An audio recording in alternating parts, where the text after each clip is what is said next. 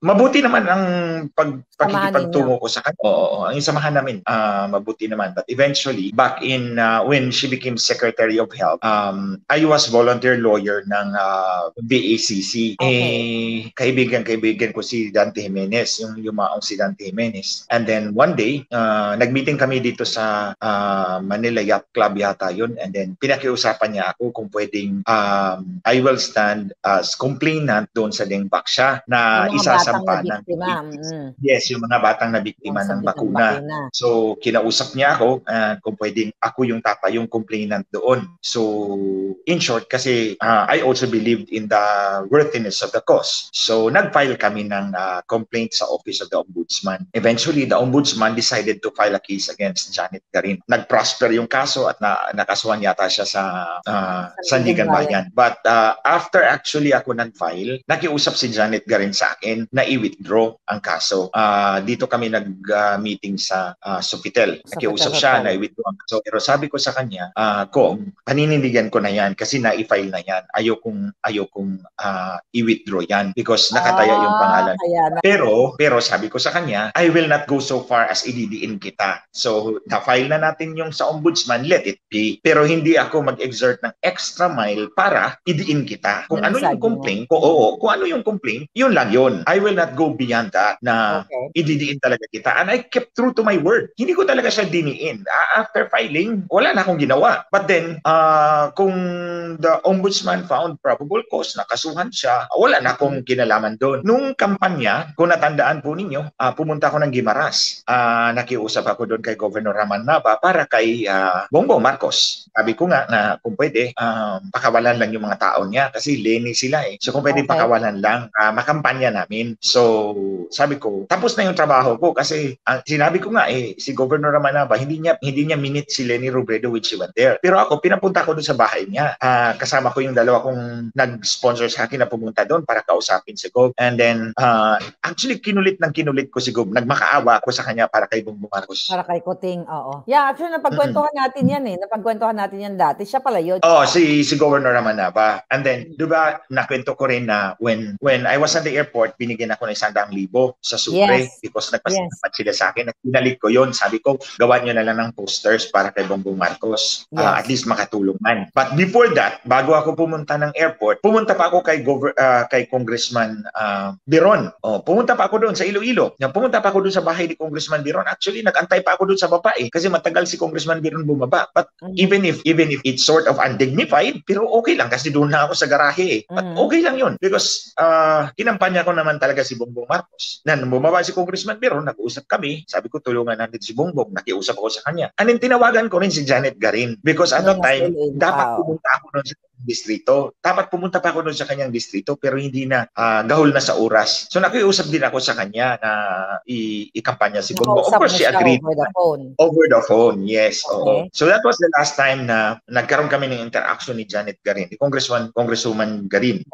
And then kahapon na, while nag-live tayo at Claire kahapon, si Jamie nasa harap ko. Yung pala yung gusto niyang ipakita sa akin.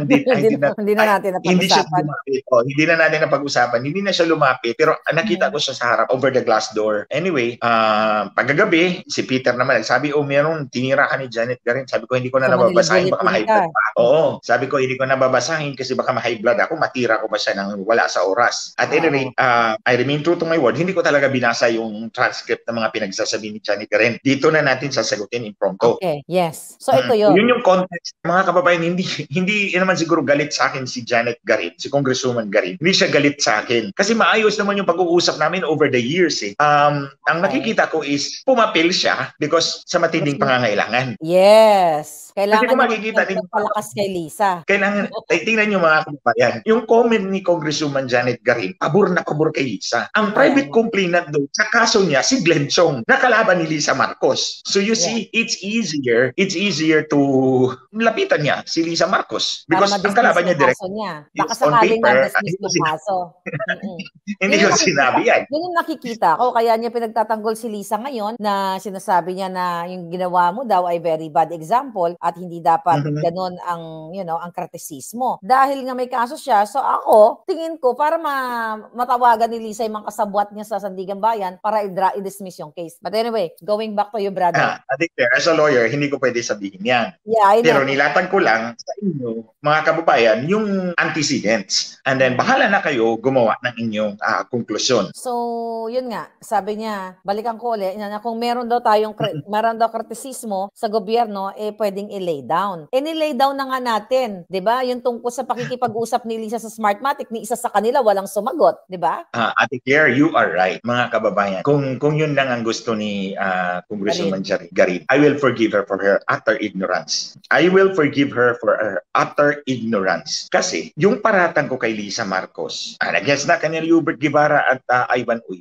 Nasa affidavit yan. Yes. It's a 15-page affidavit. Nasa wall ko yan sa aking Facebook account. Nakapin yung post. You can download it and you can read it for yourself. Para maliwanagan kayo. I tried my best to use plain English language. Kasi alam ko yung audience ko is hindi naman ako pwedeng mag-Tagalog doon. Kasi nahihirapan ako mag-Tagalog. It's easier for me to speak in English than to really these facts in Tagalog, which is not my mother tongue. Kasi Bisaya naman ako. So, I hope you can understand that because I wrote this as plainly as I can and as detailed as I can. Although meron ako mga facts na tinago just in case, tulad ng meeting ni Lisa Marcos kay Cesar Flores.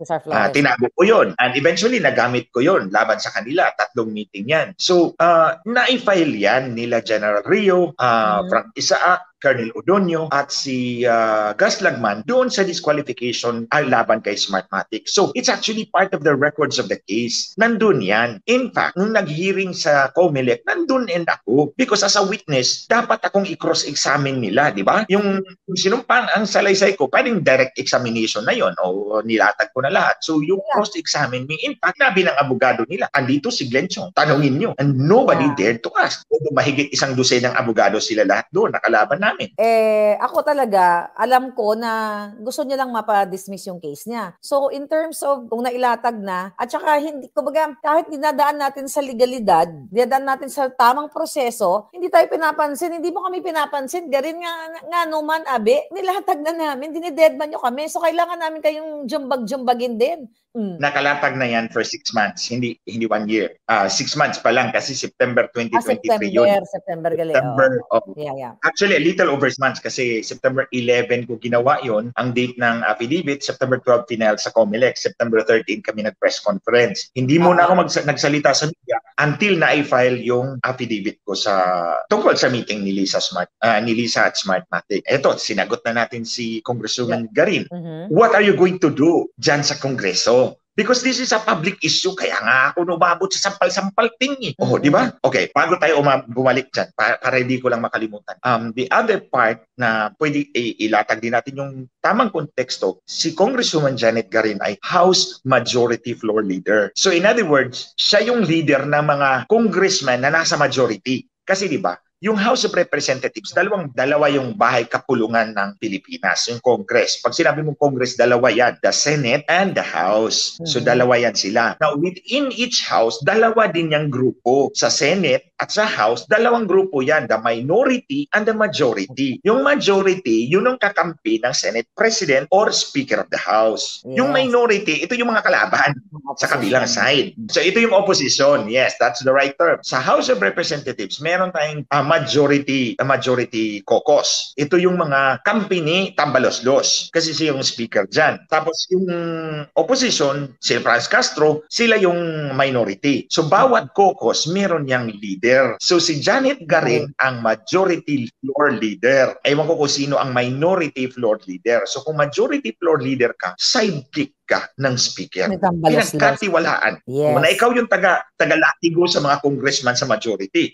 Whip ka, ikaw yung whip. Ikaw yung taga-latigo sa kanila para they will toe the line. So in other words, si Congresswoman Janet Garin is closely associated with Tambaloslos. Siguro siya ang inatasan na sagutin mo yan si Glenn Chong because they cannot afford na merong Glenn Chong dyan na sampal-sampalin ng si Lisa Marcos back to back pa. So naghanap sila sasagot at babae. Kasi ang pinapakita ni Ate Claire, mga kababayan, paawa effect and underdog. O, siya yung underdog kunyari. Ba-underdog ba yung babae o kaawa-awa ba yung babae Ahas, nanununtok ng kanyang asawa na di umano ay Pangulo ng Pilipinas at nananakal ng pobreng empleyado sa harap ng maraming tao na nandun ako. Doon tayo sa sinasabi niyang bad example. Sinagot ko na yan kanina pauna, Ate Claire, bago tayo nag-live. Sabi ko, ang pananampal kay Lisa Marcos, back to back, especially in a political speech, because that was a political speech, in a political rally, o rally yun, whether you call it a pre-rally, it's political in nature. Kasi tinitira si milyonaryo, political ang motibo doon. Ako, politika ang motibo ko. It's a political rally, it's a political speech. Mga kababayan, sa tingin nyo ba masasampal ko si Lisa Marcos ng totoo? Baka ako mapatay ng PSG. In other words, it's a figure of speech. When I mean, nasasampalin kita back to back, I will make you accountable at an ethical lapses, if not illegal acts. Yun ang ibig sabihin nun.